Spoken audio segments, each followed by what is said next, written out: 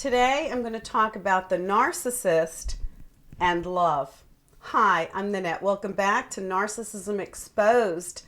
So first we want to ask the question, what is the most valuable thing of yourself that you could give to another person? The answer is love. Why?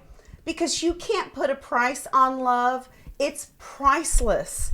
It's so precious and it's so amazing, you cannot possibly put a price on love. So here's another question. What is the one thing in life that presents the most potential risk? Again, it's love, because love could end up being so hurtful and painful. Many people shut down and don't give love because they're afraid of getting hurt. Now, in order to understand the narcissist and love, we need to understand that there are basically three types of love. The first one, it's called eros. It's the Greek word eros. And that basically communicates romantic love, such as sensual and passionate type of love. The second type of love is called phileo. And basically phileo is known as brotherly love. And I'm going to read you that definition. Phileo describes an emotional connection that goes beyond acquaintances or casual friendships. When we experience phileo, we experience a deeper level of connection.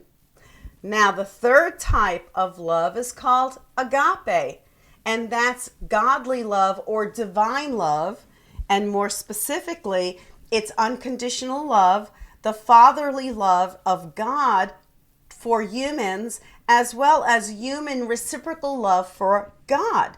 The term necessarily extends to the love of one's fellow humans, as the reciprocal love between God and humans is made manifest in one's unselfish love for others, or, as I said earlier, unconditional love.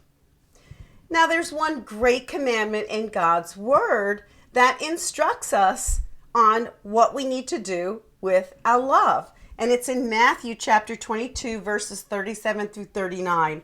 And it says, Jesus declared, "Love the Lord your God with all your heart and with all your soul and with all your mind. This is the great and first commandment.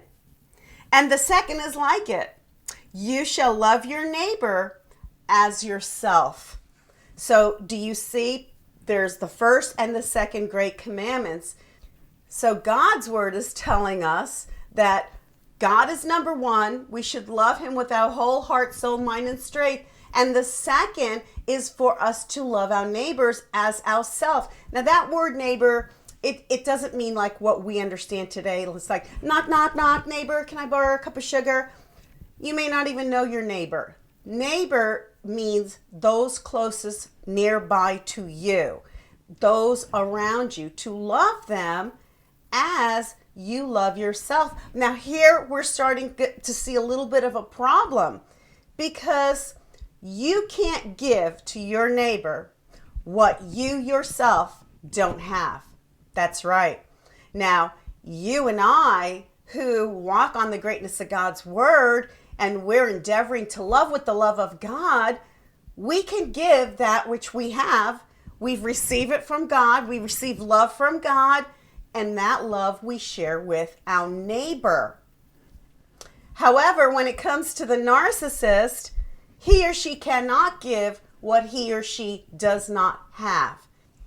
The narcissist is so full of shame and hate that he or she does not love himself or herself, and they most certainly cannot love you. I want you to see that you cannot give to somebody that which you don't have.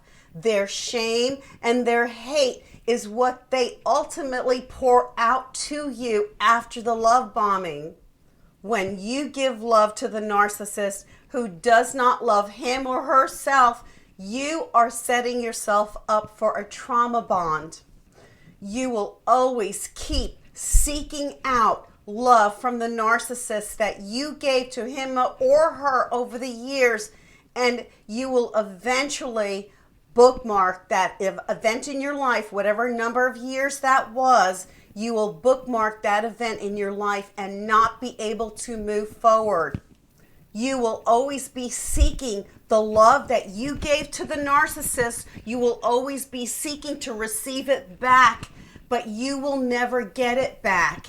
And you end up bookmarking your life, whatever number of years that it has been with the narcissist, that you will bookmark that time in your life and not be able to move forward. It's like having a missing piece to the puzzle. You so desperately want to find that piece and put it in the picture so that you can complete the picture, but it will never happen. So you end up developing coping mechanisms, walk on eggshells, hoping for a better future, believing the fake future promises, and tolerating bad behavior, thereby cutting your life and your possibilities and your future and your vision. You're cutting that out of your picture in your attempt to find that missing piece of the puzzle.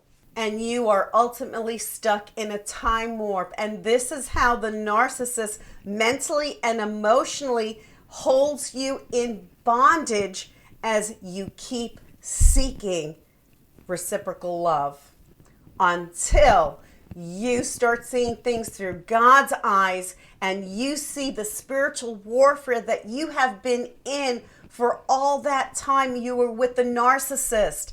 Only until you see it through God's word and God's eyes will you ever be set free from that bondage. Look, you can't make somebody like the narcissist value what he or she already does not appreciate. All you'll ever get from the narcissist is jealousy and envy. It says in James chapter 3, verse 16, "For where jealousy and envying with contention and strife is, there is confusion and every evil work." You must understand this from God's word. How many of you have been so confused with all the evil you saw the narcissist pouring into you? And you in return thinking, well, maybe if I give him or her more love, maybe if I'm patient. You put all that burden of responsibility on yourself when it doesn't belong on you. It belongs on the narcissist. And if you understand this from God's holy word, you will begin to see that those evil works are demonically driven, and light does not cohabitate with darkness. Darkness cannot give you love. Darkness will not be pouring love into you. You ever notice when you used to ask the narcissist for love, he or she acted like, you're asking way too much of me. Because why? Because they know they can't give it to you. Because they're not filled with love. They're filled with hate and shame, envy and jealousy. And their life goal is not your life goal. You and I, the empath, the good person, the Christian, we want to do good. We want to love with a pure love. That's not the goal and mission of the narcissist, and they cannot pour into you. In fact, all they will do is suck you dry. In the end, the narcissist will isolate you, and you will be struggling and trying so hard to get love that the narcissist becomes your world, as those closest to you who want to love you get pushed off to the side. You end up constantly pouring into the empty narcissist until you are bone dry, exhausted, and completely drained. I want you to know your value. Anyone who does not keep and retain a loving interest in you is not a reflection of your value. I want you to understand that. But it is a reflection of the bold statement that it is now time for you to shake the dust off your feet and move forward with your valuable life.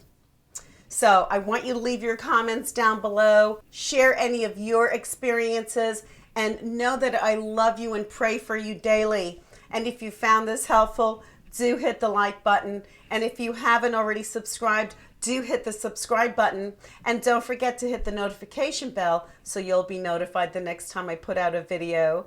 And until next time, walk in peace and be blessed in your hearts.